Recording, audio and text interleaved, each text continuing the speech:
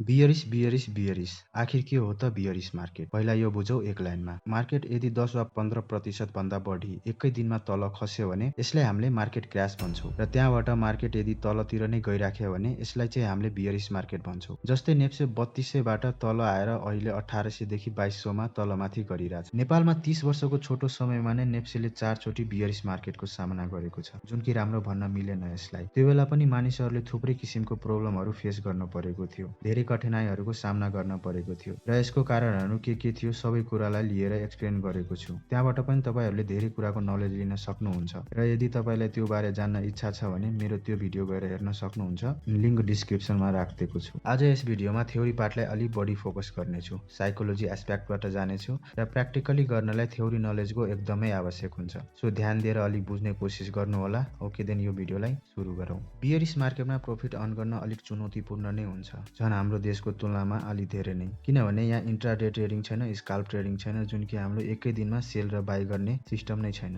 त्यसले गर्दा पनि अलिकति गाह्रो चुनौतीपूर्ण हुन जान्छ, तर प्रॉफिट गर्नै नसक्ने पनि होइन, मजाले प्रॉफिट गर्न सकिन्छ। र तपाईँ एउटा ट्रेडर हुनुहुन्छ भने तपाईँ बुल मार्केटमा मात्र प्रॉफिट लिने हो त? त्यसो भने बियरिस मार्केटमा के गर्नुहुन्छ? मार्केटलाई हेर्दै बस्ने त होइन। एउटा ट्रेडर भइसकेपछि बुल र बियर दुवै मार्केटबाट प्रॉफिट अर्न गर्न जान्नुपर्ने हुन्छ। सबैभन्दा पहिला त जो नयाँ ट्रेडर आउनुहुन्छ नि मार्केटमा, उहाँहरूको एस्पेक्टबाट जाउँ। अब कतिलाई थाहा पनि हुन सक्छ यो कुरा, तर म यहाँ एकदम बेसिकबाट जानेछु ताकि सबैले राम्रोसँग बुझोस्। अनि जो नयाँ ट्रेडर आउनुहुन्छ नि मार्केटमा, उहाँहरूलाई के हुन्छ भने कुनै एउटा स्टक बाई गर्नुहुन्छ र केही दिन राखेपछि त्यो स्टकसँग लक परिदिन्छ। थाहा हुन्छ हेरिरहेको हुन्छ लसमा गइरहेछ, त्यही पनि सेल गर्न मानिरहेको हुँदैन, टेक्निकल कुराहरूलाई फलो नै गरिरहेको हुँदैन, न्युज समेतलाई इग्नोर गरिदिरहेको हुन्छ।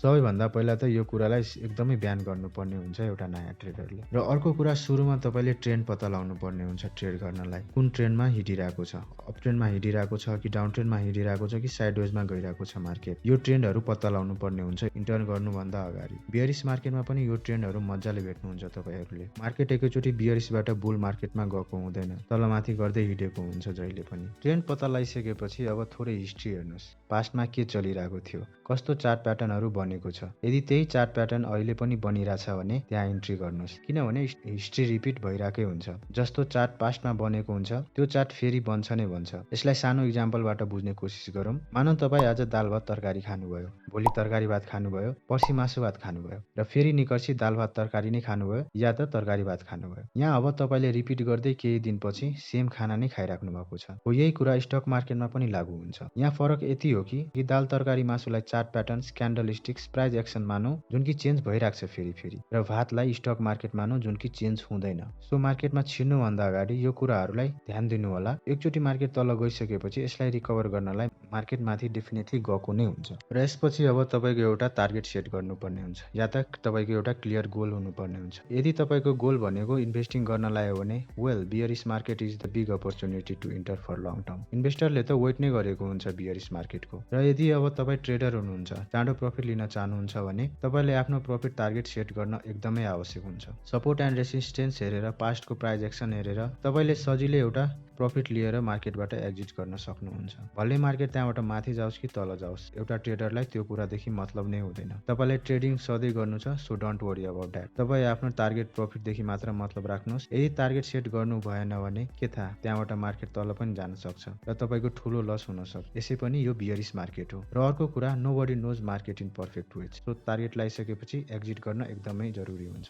अब अर्को पोइन्टमा कुरा गरौँ रिस्क म्यानेजमेन्टलाई लिएर। रिस्क म्यानेजमेन्ट जहाँ पनि एकदमै चाहिनुपर्ने कुरा हो। यो हाम्रो नर्मल लाइफमा पनि राम्रो रोल प्ले गरेको हुन्छ र बुल र बियर दुवै मार्केटमा रिस्क म्यानेजमेन्ट चाहिन्छ। बियरिस मार्केटमा त एकदमै धेरै नै चाहिनुपर्ने हुन्छ प्रफिट अर्न गर्नलाई। अघि भने जस्तै कुनै पनि स्टक बाई गरिसकेपछि त्यो पार्टिकुलर स्टकसँग लक पार्नु भएन। फेरि भन्नुको मतलब यो हो कि लामो समयसम्म कुनै पनि स्टक होल्ड गरेर नबस्नु बियरिस मार्केटमा। तपाईँलाई थाहा छ यो बियरिस मार्केट हो, तल जाने सम्भावना एकदमै हाई छ। सो सानो समयमा नै सानो प्रफिट लिँदै इन्ट्री एक्जिट गर्नुहोस्। यसले तपाईँलाई ठुलो लसबाट बचाउँछ र सानो प्रफिट गर्दा गर्दै गर्दै ठूलो प्रफिटको रूपमा परिणत हुन्छ। धैर्य गर्दै ट्रेड गर्न एकदमै आवश्यक हुन्छ बियरिश मार्केटमा। त्यो रिस्क म्यानेजमेन्ट पनि एकदमै जरुरी छ प्रफिट अर्न गर्नलाई। र अब अर्को कुरा के हुन्छ भने बजारमा इन्टर गर्नुभन्दा छिर्नुभन्दा अगाडि तपाईँले बजारको नलेज एजुकेसन चाहिँ चाहिनुपर्ने हुन्छ। मार्केटमा छिर्नुभन्दा अगाडि नै सिक्नुपर्ने टेक्निकल एनालाइसिस हो ट्रेडिङ गर्नलाई। यदि ट्रेडिङ गर्नुहुन्छ भने support and resistance, candlesticks, chart patterns, price action सिक्नुपर्ने हुन्छ, जान्नुपर्ने हुन्छ। योहरू नजानिकन ट्रेड गर्दै नगर्नु होला। बिना सिकेर ट्रेड गर्नुहुन्छ भने तपाईँको 100% चान्स छ कि लस नै गर्नुहुन्छ। र यदि टेक्निकल एनालाइसिस सिक्न चाहनुहुन्छ भने त्यो भिडियोको लिङ्क डिस्क्रिप्सनमा राखिदिनेछु, त्यहाँबाट पनि तपाईँले हेर्न सक्नुहुन्छ टेक्निकल एनालाइसिसको भिडियो। र यो कुराहरू सिक्नु साथै आफ्नो इमोसन, साइकोलोजिकल फ्याक्टरहरूलाई पनि ध्यानमा राखेर ट्रेड गर्नुपर्ने हुन्छ। मार्केटमा जे टेक्निकली देखिराख्नु भएको छ त्यसमा फोकस गर्नु।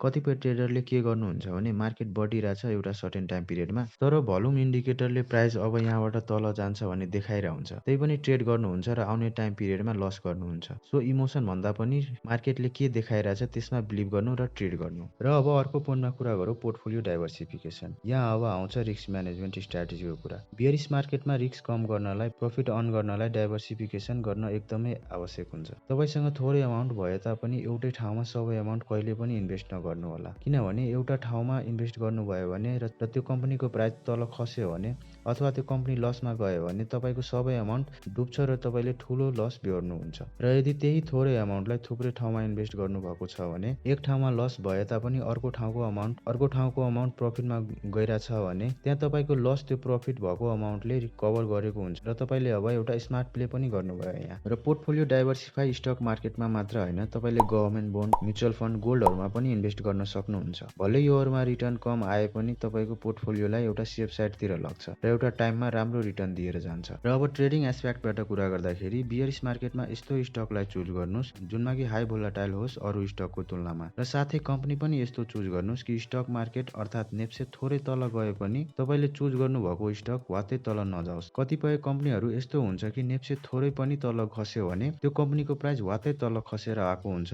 र लगानीकर्ताले ठुलो लस भोग्नु परेको हुन्छ। यस्तो गर्नुभयो भने तपाईँलाई कहाँ हेल्प हुन्छ भने एक त मार्केट थोरै तल आयो भने तपाईँको पोर्टफोलियोलाई त्यति धेरै असर पुर्याएको हुँदैन, र साथै अर्कोतिर के हुन्छ भने मार्केट थोरै बढ्यो भने त्यो स्टकको प्राइस मजाको बढेर आउँछ र तपाईँको पोर्टफोलियोलाई सुन्दर र आकर्षित बनाउँछ। हो यसरी तपाईँले पोर्टफोलियो डाइभर्सिफिकेसन गर्नुभयो भने तपाईँले आफ्नो पोर्टफोलियोमा एउटा प्रफिट मजाको अर्निङ देख्न सक्नुहुन्छ। अब लास्टमा आउँछ एक्जिट स्ट्र्याटेजी। मार्केटबाट कुन बेला एक्जिट लिने थुप्रैलाई थाहा हुँदैन। धेरै ट्रेडरहरू इन्ट्री त मजाले गर्नुहुन्छ तर एक्जिट कतिखेर गर्ने थाहा भएर आउँदैन। सोचेर बस्नुहुन्छ कि मार्केट तलदेखि त माथि आइसक्यो, तर अब यहाँबाट मार्केट अझै माथि जान्छ कि तल जान्छ थाहा पाउन सकिरह हुँदैन र यो बीचमा फस्नु भएको हुन्छ। यस कारणले गर्दा कुनै बेला प्रफिट हुन सक्छ त कुनै बेला यस्तो पनि हुन्छ कि त्यो अर्न गरेको प्रफिट पनि गुमाएको हुन्छ एक्जिट स्ट्र्याटेजी नथाहा भएर। वेल यो कुराको सल्युसन इजी नै छ यदि स्ट्र्याटेजी फलो गर्नुभयो भने। धेरैजनालाई थाहा पनि हुन सक्छ यो कुरा। यस्तो बेला के गर्नुपर्छ भने तपाईँले हेर्नुपर्ने हुन्छ प्राइस सपोर्ट या रेसिस्टेन्समा छ कि छैन। यदि प्राइस सपोर्टबाट रेसिस्टेन्समा पुगिसकेको छ भने त्यहाँबाट एक्जिट गर्नुहोस् र यो साथै इन्डिकेटरहरूलाई पनि फलो गर्नु। RSI, म्याकडी, Bollinger band